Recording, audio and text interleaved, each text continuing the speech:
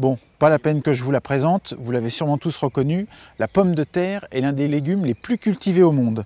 Et en plus, sa culture est très facile, on peut tous la réussir. Il lui faut une bonne terre de jardin, bien drainante, elle n'aime pas trop les sols lourds et sur le reste, elle n'est pas trop exigeante. On la plante au soleil et vous pouvez même la cultiver en pot à condition de prendre un pot d'au moins 50 cm de profondeur. La plantation se fait au printemps quand la terre commence à être réchauffée. En avril-mai, un bon repère, c'est quand le lilas a fleuri. On les plante en sillon, espacés de 70 cm. Pas la peine de faire un sillon trop profond, on va mettre les bulbes de pommes de terre à 8-10 cm de profondeur.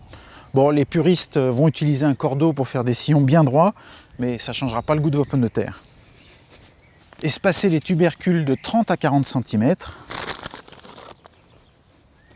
Orientez si possible les germes vers le haut.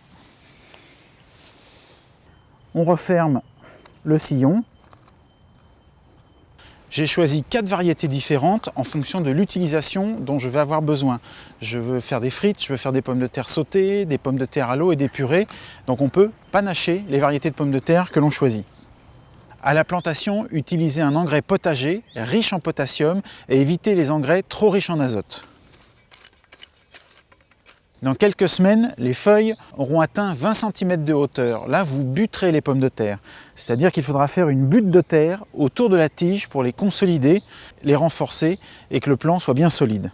Et le butage des pommes de terre les rendra comestibles puisqu'elles seront préservées de toute source de lumière.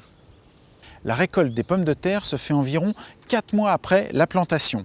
Si vous voulez des pommes de terre nouvelles, ramassez-les quand elles sont en fleurs, puisque les pommes de terre font des jolies fleurs blanches.